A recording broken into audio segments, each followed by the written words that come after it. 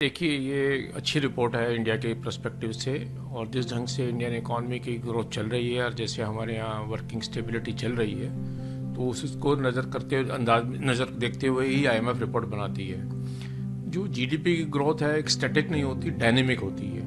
आज की परिस्थिति को देखते आप एक प्रोजेक्शन करते हैं और परिस्थिति में सुधार होता है तो नेचुरली है कि उसकी रिवाइज करना पड़ती है। अब 6.5 से 6.8 करना वर्ष 2024 कैलेंडर ईयर के लिए और 6.5 रखना 25 के लिए, वो इस बात का इंडिकेशन करता है कि जो पिछले 3 महीने में जिस ढंग की वर्किंग इकोनॉमी की परफॉर्मेंस चल रही है और उसी रफ्तार से इकोनॉमी चलेगी तो उसके अंदर लगता है कि इंडिया में ग्रोथ तेजी से आएगी।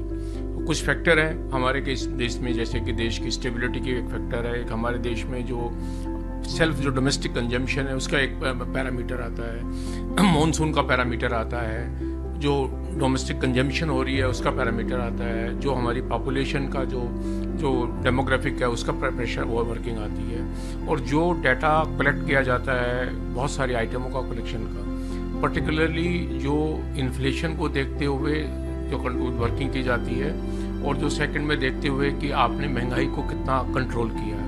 तो इन सब बातों को देखते हुए और ऐसा लग रहा है कि अब इंटरेस्ट रेट जो बहुत कोविड में बढ़ गए थे वो वापस की तरफ तैयारी है, तो नेचुरली है कि अगर वो इंटरेस्ट रेट गिरते हैं तो नेचुरली इकोनॉमी में बहुत तेज़ी से ग्रोथ आती है। तो विश्व में सबसे तेज़ी से बढ़ने वाली इकोनॉमिक जो ग्रोथ है वो इंडिया में होने जा रही है। तो ये अपने आप में आईएमएफ ने रिकॉग्नाइज किया और उसी हिसाब से उन्होंने डाटा को रिवाइज किया प्रोजेक्शन।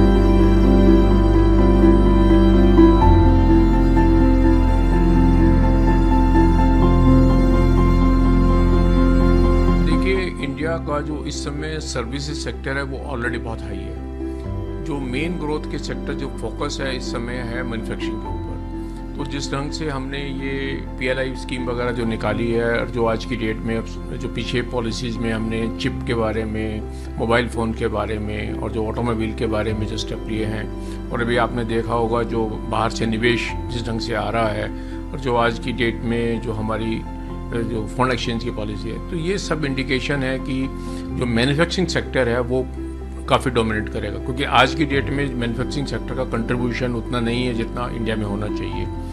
जियोपॉलिटिकल सिचुएशन इंडिया की आज की डेट में बहुत बेटर प्लेस्ड है। चाइना जो कि manufacturing capital of the world कहलाता है, उसके ऊपर आज बहुत सारे पॉलिटिकल इश्यूज आए हुए हैं, जो वर्ल्ड के क्राइसिस आया हुआ है, तो उसको बाद में ध्यान में रखते हुए इंडिया के लिए बहुत अच्छी अपॉर्चुनिटी है।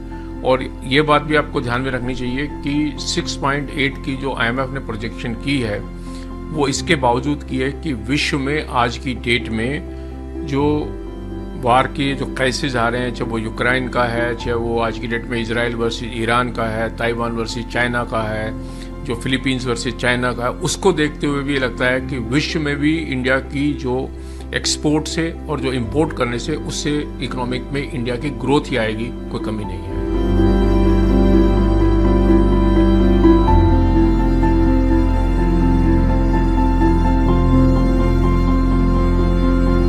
इसको चुनाव से कोई लिंक करने की जरूरत नहीं है। देखिए, आर्थिक व्यवस्था एक देश की अपनी इंडिपेंडेंटली चलती है। सरकार का सहयोग 2 तरह से होता है, उस पॉलिसी को सपोर्ट करना और एक स्टेबिलिटी देना। जो आदमी बिजनेस करता है, व्यापार करता है और जो निवेश करता है, उसके लिए ये मायने नहीं रखता कि इलेक्शन में क्या होने वाला है। उसके लिए मायने ये रखता है कि जो भी सरकार आए वो सरकार एक सुधर आए, स्टेबिलिटी दे और बिजनेस को सपोर्ट करे। तो अगर ये परिस्थिति रहती है तो नेचुरली बिजनेस में निवेश आता है, निवेश आता है तो एम्प्लॉयमेंट जनरेट होती है, एम्प्लॉयमेंट जनरेट आती है तो डिमांड आती है, डिमांड आएगी तो कंजम्पशन बढ़ेगी और नेचुरली इकोनॉमी ग्रो करेगी। तो ये एक मल्टीप्लायर इफेक्ट लगता है। तो जो राजनीतिक परिस्थिति होती हैं वो इकोनॉमी को सपोर्ट करती हैं, लेकिन इकोनॉमी अपनी कंजम्पशन पर, अपनी डिमांड पे अपने आप चलती है।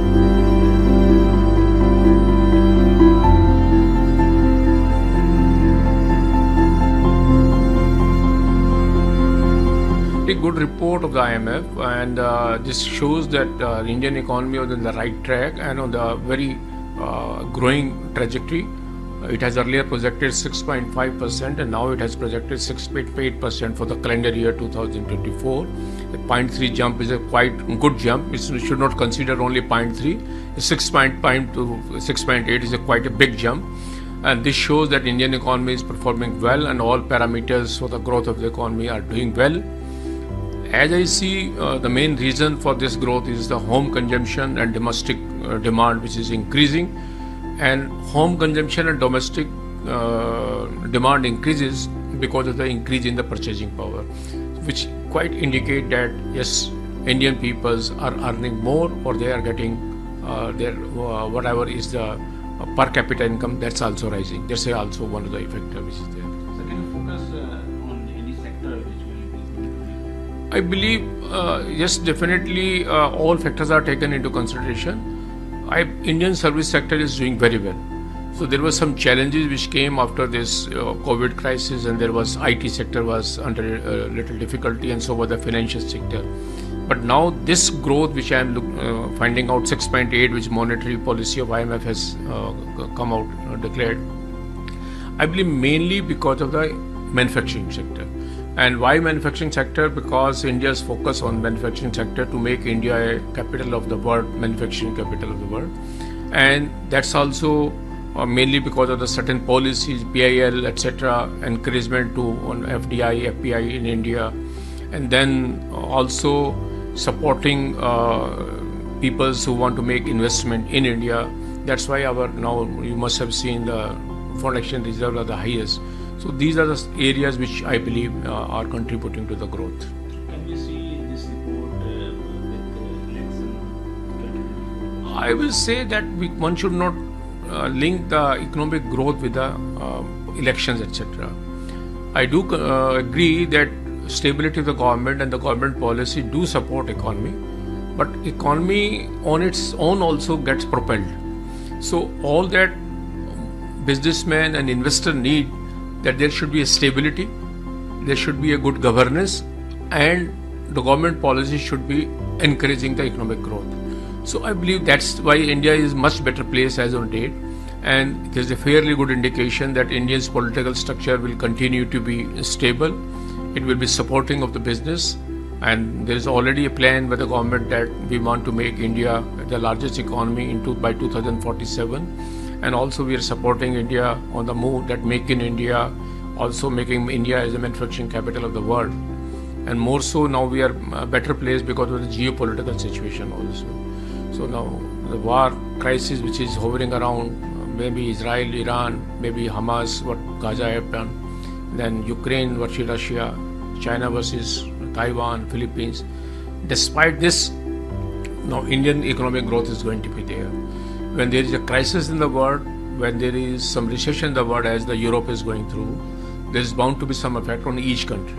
But still India is doing much better as compared to other countries, and our growth trajectory is considered to be the highest and projected also to be highest in the next 2 years, which itself shows that yes, Indian economy is on the right track. And one of the main reasons for this Indian economy on the right track and the growth path is the domestic consumption and domestic purchasing power which is increasing. That's one of the major factors which I believe.